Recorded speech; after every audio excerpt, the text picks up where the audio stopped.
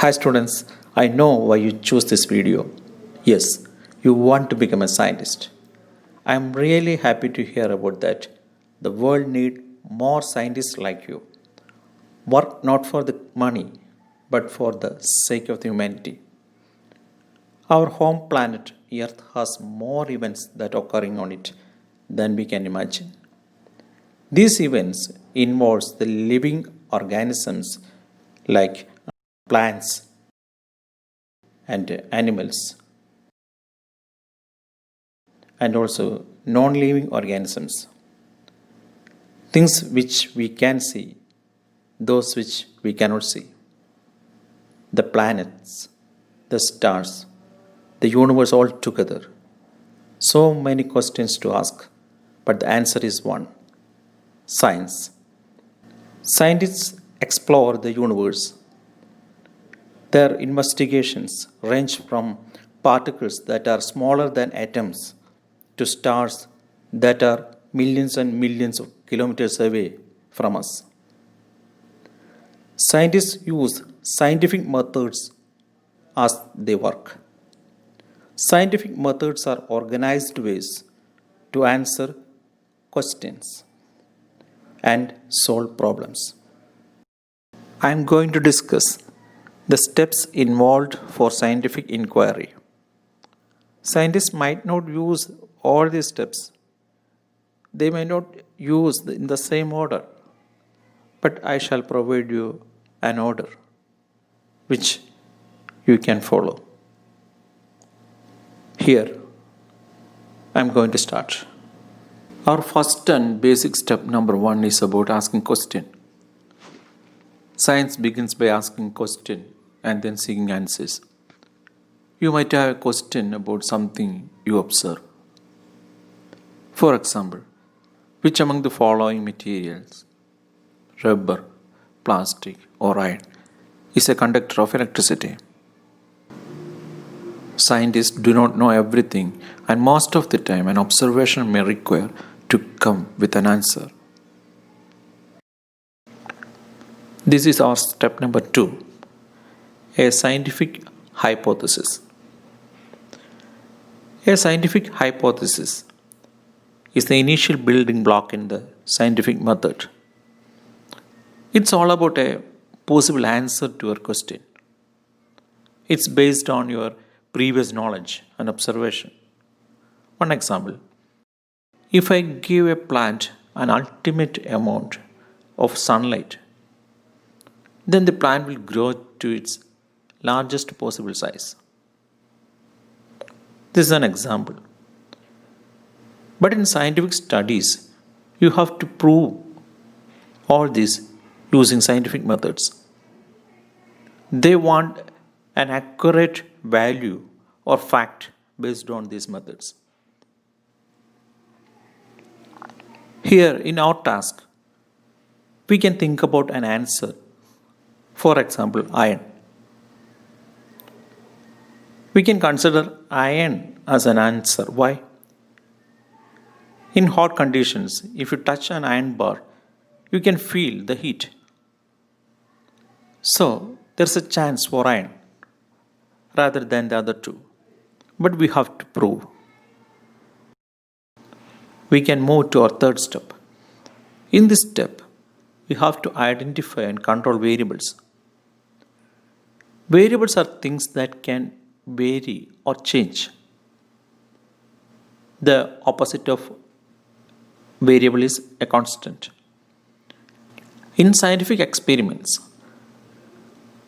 for test, you choose just one variable to change. Keep all other variables the same. I shall explain you with an example.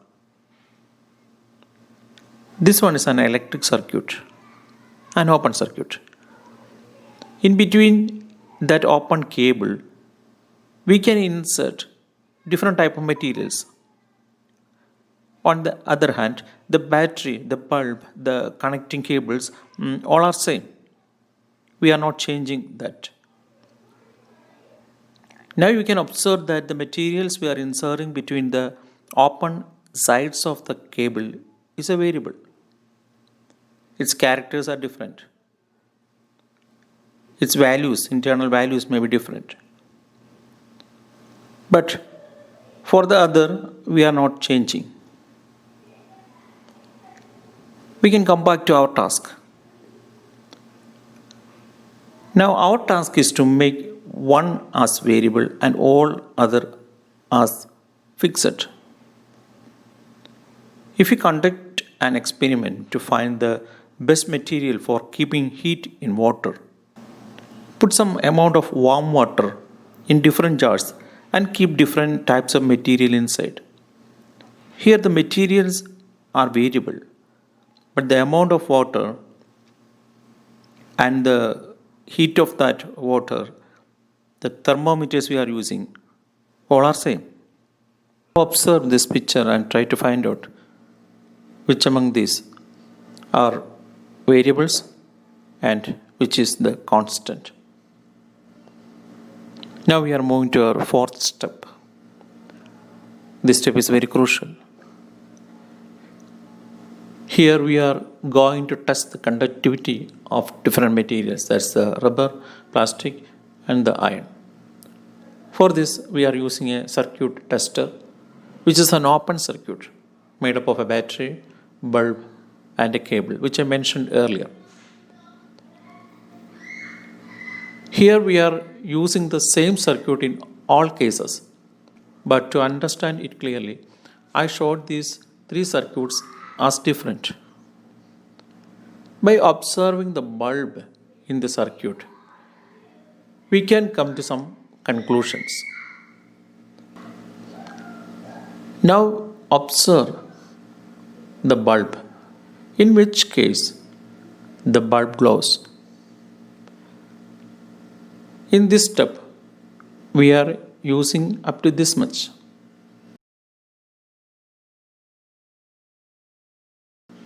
So in this fourth step, our experiment is finished.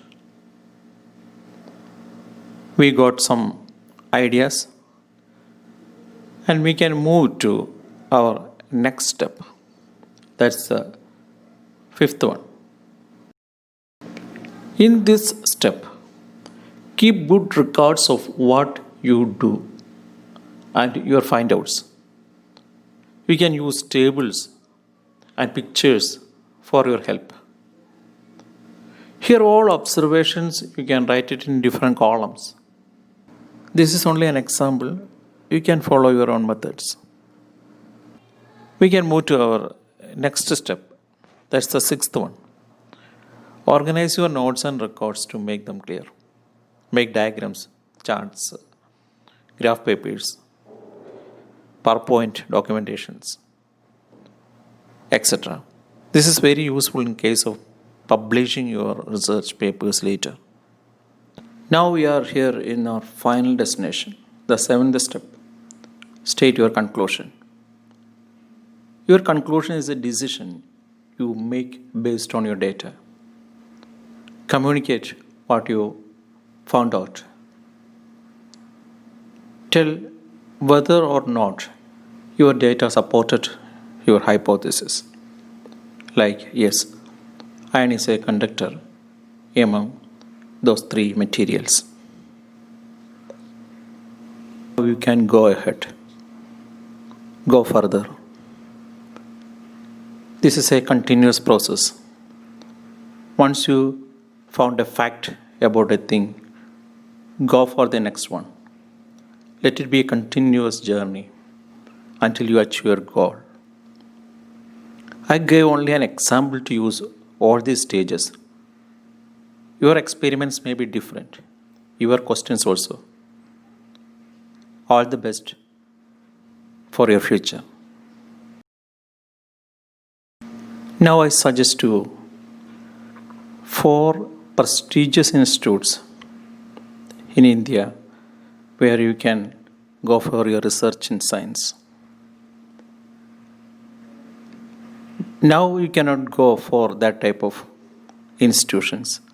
Only after completing certain educational achievement, then only you can join that type of institutions. But Keep these names in your mind. Make a goal, and then you can achieve all this. I'm not including IITs here. More and more institutes are there in India, but I suggest four among them for you. Yes. Dear students, I hope I raised more questions than I have given answers. In any case, as usual, a lot more work is needed. The road to success is not easy to navigate, but with hard work, drive, and passion, it's possible. All the best, my dear students. Thanks for watching.